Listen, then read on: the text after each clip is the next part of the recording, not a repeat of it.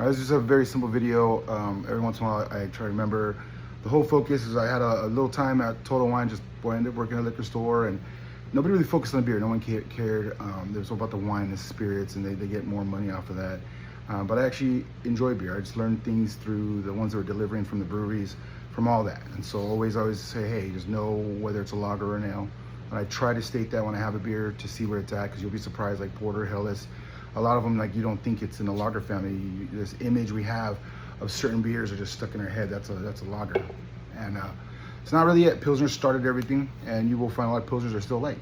And they just found a focus. They removed the barrels and went to stainless steel tanks and just found a way to do it that way. And so it was just a thing. It's totally dominated back in like 60s, 70s, probably 50s too. And it just took over. You know, it was very cheap, affordable. It was fast to make. Even before that, because they were able to, found out Coors Banquet was because they took care, they had banquets when they, mined and did all that stuff. So they just call it banquets, but it's just dinner time. And so that became the name they stuck with. And I didn't know that history. So number one thing, just know basics of lagers and ales. Secondary, the main thing of this focus is that a little bit of knowledge goes a long way.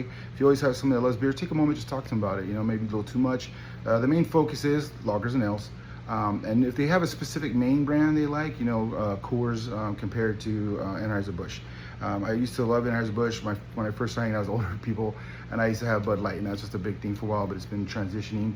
And when I got out, I was just doing whatever was affordable. Keystones from Anheuser-Busch, what's the Busch, all that stuff. And once in a while I'll have one, but I noticed when I drink a little too many, people laugh, like, oh, because you're home. No, it's different. It just hits different, and no matter what, they're pushing volume. And so they're gonna do subtle changes. They keep it the same, but your body doesn't feel the same. So for me, I ended up becoming a Miller Lite person, Miller Lite. It is a Pilsner, so I don't like Pilsners, but this has a little more flavor and I go for it. Supposedly the lowest calories way before it became a thing. So that's the whole simplicity of it. Definitely know where you're at. The breweries, it will vary because they'll have different yeasts. The one that I could think of in Austin, Slackers, and he just uses dry yeast. And I never had any problems with his beer. And I want him to be known, not to do nothing. I'm not promoted by nobody, but he was just a chill dude, has a family.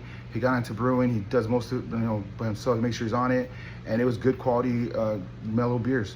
Like Friends and Allies, people, it was a good casual beer, and now they're closed. So there's an overabundance of, IPA is too much flavor and all this. And like, no, it's go have something different. Get out there, support them. It's very nice. And then exchange this basic knowledge. So when you happen to see a friend and you talk to them, and you just see most of it's lagers or most of it's Pilsner or ale, and then you can say, hey, you know what? They just had these ales, and this is what they look like.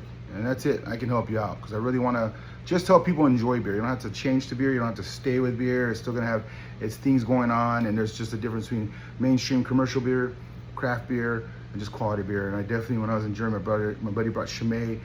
Those imported beers are not gonna get any justice over here sitting on the shelves. Chimay over there was phenomenal. So if you get a chance, just go to Belgium, go to Germany, have a couple, because when they're straight from there to the store, the bar, and that's what they, oh, it's stronger. No, they serve you a liter of beer. 12 ounces, a liter. That's already a problem. Then you're in high altitude most of the time, low oxygen, and you're like, I could still drink like America. No. I was out by 1:30, and I used to go hard. Not proud of it, but I used to go hard. Pace yourself. Give it a couple days. Do not challenge any old ladies or young women because they're from that area and they can hang and they will make you pass out and they'll steal your beer and they might even put some stuff on your tab just to teach you a lesson. Not to be an asshole, just like, hey, just know where you're at. And so there's a huge difference. Enjoy. Hopefully this helps some people that are just on the cusp, and I will try and get more lagers to line some up because I hope a lot of people go from like just Modelo. There's some other, Helles is a good jump right there, straight up. The golden ale, I'm not sure which one, because there's golden ale, blondes, all that stuff. They're more balanced, but some breweries will do more hoppy. So just knowing what the profile is will help you know if you would like that brewery. Like, I love them, but their hops are too intense or too floral. This one's right where I'm at, a little more, a little bump, a little go there, and it's just enjoyable.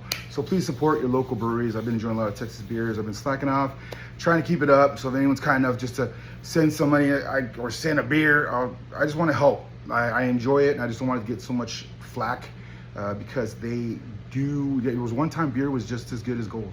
Beer, salt, all that stuff. So sorry it's a little long, but hopefully it assists and we'll just get there. But until then, have a good time. Cheers.